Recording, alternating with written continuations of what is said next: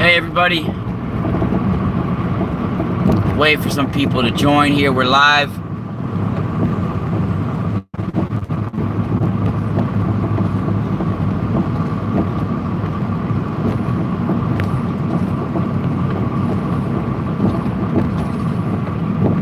Who's there with me? What's up? Josh, what's up, brother? Hey everybody. Good, you got 5 minutes, so do I. Hey. So everybody, listen, I'm on my way back to my house. Hey everybody. Hey Mika, baby. I'm on my way back home. So I have some interesting things to talk about tonight. We're gonna do a Zoom chat for my patrons. So if you want to join, $2 gets you in the door. Higher platforms get you more. Patreon.com/TheMysticalSpiral. If you want to join our group, we do weekly, sometimes bi-weekly, tri-weekly sometimes. Zoom chats, we're going to do it a lot more. I'm offering daily information. And today I had a lot of visions and things. I slept a lot today and I wasn't feeling well for a little while. I was getting a lot of things coming to me that when I woke up, something told me, I was like, I got this overwhelming desire to look into this saint book that I had. And as soon as I opened it up to a saint that celebrated on May 26th. And then as soon as I saw her picture, other religions think that anybody who gets some sort of prophetic or prophetic messages are false prophets, and only people that are Christians that receive messages are true prophets. It's a shame, because I actually respect a lot of Christian seers, a lot of Christian mystics and Catholic mystics that receive visions.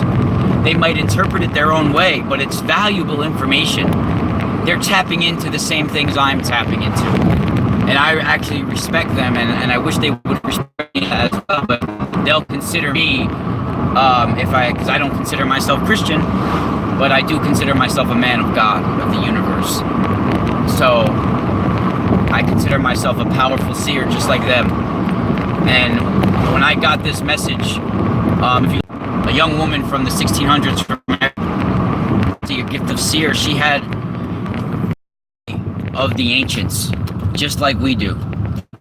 And the Jesuit priests that are into knowledge and are real deep into it, they knew of her birth, and she was born of nobility.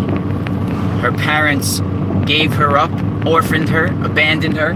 Her sister raised her, and at 12 years old, her confessor, which was a Jesuit priest, he made her become a recluse, kept her in a house as she received visions. The only time she was allowed to leave was when they brought her to church. And they controlled her visions and what got out. And they kept them for themselves. And then in 1645, an earthquake, similar to the one that hit in Peru today and yesterday, hit that area, ravaged that area in Quito, Ecuador. And when this happened, also an epidemic and plagues broke out as well. And this woman, she offered herself to the gods. She said, take me as a sacrifice. Don't hurt this village anymore. I'm putting myself up for their sins. She knew the gods and the angry. They were being disconnected from their energetic bodies and their nature and their DNA. They were fighting against nature, ruining the natives everywhere. The world was in chaos. And she offered herself up. And they say that the epidemic, the earthquake stopped, the epidemic slowed down, and she mysteriously fell ill and died right as soon as the earthquake ended. And they celebrate her death on May 26th today. And she was screaming to me today, screaming to my spirit for me to look into that book. And when I did, and I saw her picture, and she is called Lily of Quito. Maybe even contains the DNA of Lilith. Now, when I looked into that book and I saw her picture, and you can see her picture in my Patreon, I have endless archives, and I haven't even seen most of the stuff I have in my archives. So when I saw her picture, I got a flood of information, and I saw that from May 25th to May 31st of right now, there's going to be cataclysms. There's going to be a whole lot of things happening. And then on May 31st, there's going to be some sort of apparition. Some sort of apparition similar to the apparition I posted on my Patreon. That happened in 1968 in Quito. In Zaytun, Egypt. This was an ISIS / Mary, whatever you want to call it, apparition, but it was a technology used by the Catholic Church, a technology of the ancients. And they used this technology to convert mass people over time. Thank you, everybody in the chat room, for your kind words. It's a blessing and a curse. So it's good and bad. It's a gift, but it's troubling at the same time. So there's going to be all these cataclysms for the next few days all over, and then it's going to subside. There's going to be a time of serenity where the earthquakes subside, but that's where the real danger lies, I see. Once there's this a serenity and the earthquakes and stuff stops, right after that, there's going to be a huge cataclysm. It's like almost the eye of the storm. It's going to calm down, and then there's going to be a huge volcanic eruption or something like this.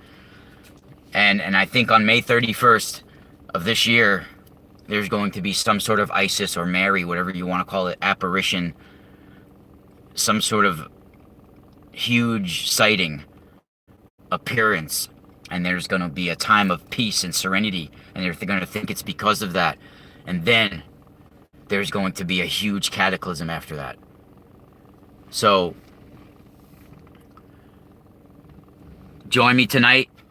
If you're not a patron already, sign up, patreon.com/The Mystical Spiral. Join our group. It's like a family.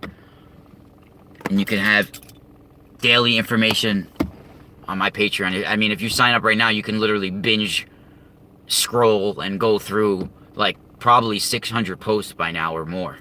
I have some intense things on there. Paranormal proof, meditations, documentaries, all sorts of things, readings. And now that I'm free full-time to do my calling, Mahatma's on site, Malik. Now that I'm here to do my call, it's only going to be more powerful from here. So everybody, I'm going to have time to be doing people email readings that are my patrons and sending them things and things like this. So my website's in the process of being updated because I have a lot more crystals and things to put up there. So I'm developing a class that's going to be a weekly class for people. So stay tuned because there's a lot to come.